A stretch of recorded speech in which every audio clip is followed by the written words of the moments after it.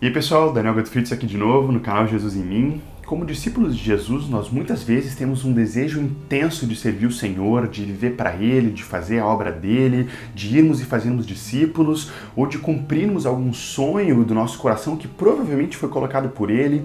Ao mesmo tempo, nós temos um desejo muito grande de vivermos uma vida de intensa comunhão com o Senhor, de vida de santidade, vida de frutificação. Mas ao mesmo tempo que nós queremos viver essa vida intensa como discípulos de Jesus, fazendo tudo aquilo que Ele tem para nós, é muitas vezes difícil de perseverar, difícil de permanecer. Nós nos sentimos extremamente limitados e incapacitados para viver essa vida, principalmente para fazer a obra de Deus. E nós muitas vezes aceitamos e começamos a acreditar nesses limites de que nós realmente não conseguimos viver a vida que Deus tem para nós, nós acreditamos nesses limites e acabamos o quê? Realmente não cumprindo tudo aquilo que o Senhor tem para nós, não vivendo na abundância, na plenitude de vida que Ele tem preparado para nós, justamente por acreditarmos nesses limites. Esses limites podem ser colocados sobre nós mesmos, por nós mesmos, outras vezes podem ser colocados pelo mundo ou até mesmo pelo diabo. E sabe quais são os limites que o diabo e o mundo muitas vezes nos impõem? Nós podemos acreditar nessas mentiras de que eu não vou conseguir viver a vontade de Deus por causa do meu histórico, por causa da minha família, porque eu não sou filho de ninguém conhecido, ou por causa da minha cor, ou por causa da minha situação financeira, ou por causa de algum abuso que eu passei, ou por causa da minha escolaridade, por não ter talvez escolaridade, ou não ter tais talentos, ou por não ter espaço dentro da igreja. Começamos a acreditar nesses limites que são impostos pelo mundo e pelo diabo e acabamos não vivendo aquilo que Deus tem para nós por acharmos que essas coisas são mais verdade do que o que a palavra nos diz. Mas eu tenho uma boa notícia para ti. Nenhum desses limites se aplicam no reino de Deus. Por mais que nós sejamos limitados como seres humanos, é claro, nós não conseguimos fazer tudo o que queremos, no tempo que queremos. Nós temos esses limites, mas sabe quais são os limites que a palavra nos fala? Efésios 3:20 é muito claro quando diz: ora, aquele que é poderoso para fazer infinitamente mais do que tudo o que pedimos ou pensamos, conforme o seu poder que opera em nós. Quem opera em nós, quem é poderoso para cumprir todas essas coisas na nossa vida, seja para cumprir o chamado que o Senhor tem para cada um de nós, seja para vivermos essa vida de santidade, vida de intensa comunhão com Deus, quem é poderoso para fazer isso é o Senhor, é o Espírito Santo em nós que nos capacita. Mas esse versículo nos mostra que Ele faz infinitamente mais do que tudo que nós pedimos ou pensamos. Essas duas palavrinhas são os nossos limites no reino de Deus. O que nós pedimos e o que nós pensamos. O que você tem pedido? O que você tem pensado diante do Senhor? Acontece que o nosso problema, muitas vezes individualmente e muitas vezes como igreja, é porque nós não pedimos ou pedimos pouco, nós não pensamos ou pensamos pequeno.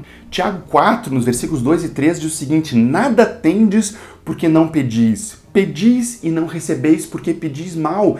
Então muitas vezes nós não estamos vivendo a plenitude do que Deus tem para nós porque nós não estamos pedindo para Ele. E esse pedir e pensar que a palavra nos fala em Efésios 3:20 está nos dizendo sobre uma vida de oração, uma vida intensa de oração diante de Deus, uma vida colocando aquilo que nós pensamos e ansiamos diante do Senhor em oração. E realmente nós muitas vezes não recebemos aquilo que Deus tem para nós, não estamos vivendo porque nós não estamos pedindo nada para Ele.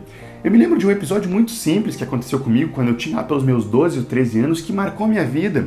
Eu era responsável pela escola dominical, pela aulinha no domingo de manhã, e no sábado de noite eu não tinha carona para ir no culto. E eu ia ministrar com as crianças um texto que fala justamente esse texto de Tiago, que diz: nada tendes porque não pedis. E eu lembro que já era mais de meia-noite, eu já estava deitado na minha cama, o culto começava, se eu não me engano, 9 da manhã, e eu ainda não tinha carona. E eu tinha 12 anos, era longe, não tinha como ir para aquele encontro se não tivesse carona. Naquela época não tinha Uber, esse monte de coisa que hoje facilita bastante. Mas eu lembro que eu fiquei pensando e preocupado e ansioso de como eu ia ir para aquele encontro, até que eu me dei conta, deitado na minha cama, do próprio texto que eu ia ministrar com aquelas crianças. Nada tendes porque não pedis. E eu lembro que na hora eu pedi: Senhor, eu preciso de uma carona. Consegue, por favor, uma carona para mim? E passaram alguns minutos, minha mãe entrou no quarto e disse: Dani, uma irmã ligou para ti. E aí quando eu fui atender o telefone, era uma irmã me oferecendo carona.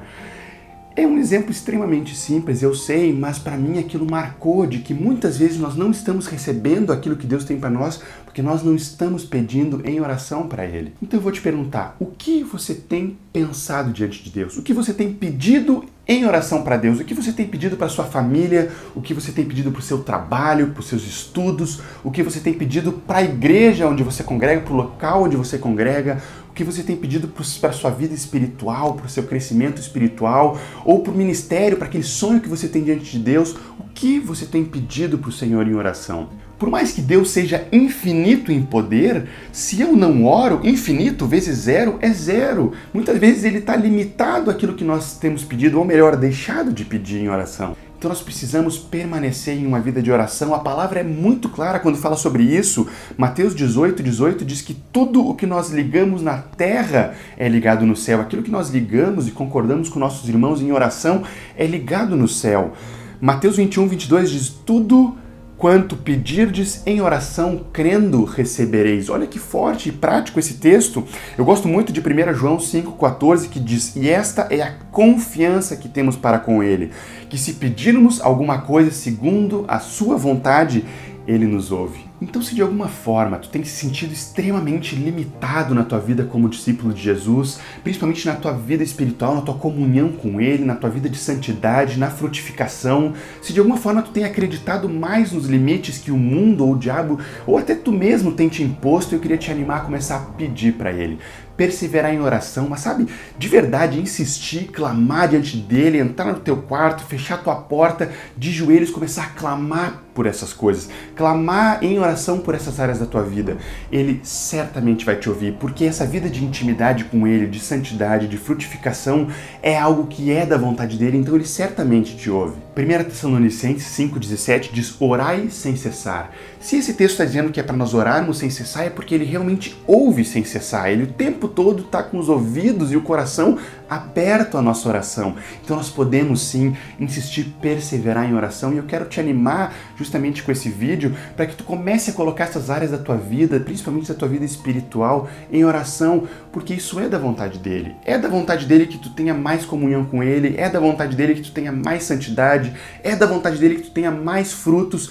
Então começa a perseverar em oração por essas coisas. Ele certamente vai te ouvir e ele certamente vai fazer com que cada vez mais aquilo que está no teu coração seja alinhado com o coração dele, e aí cada vez mais a tua oração vai ser conforme a vontade dele e ele vai cumprir esses anseios do nosso coração que vão ser os anseios do coração dele. Graça e paz sobre a tua vida.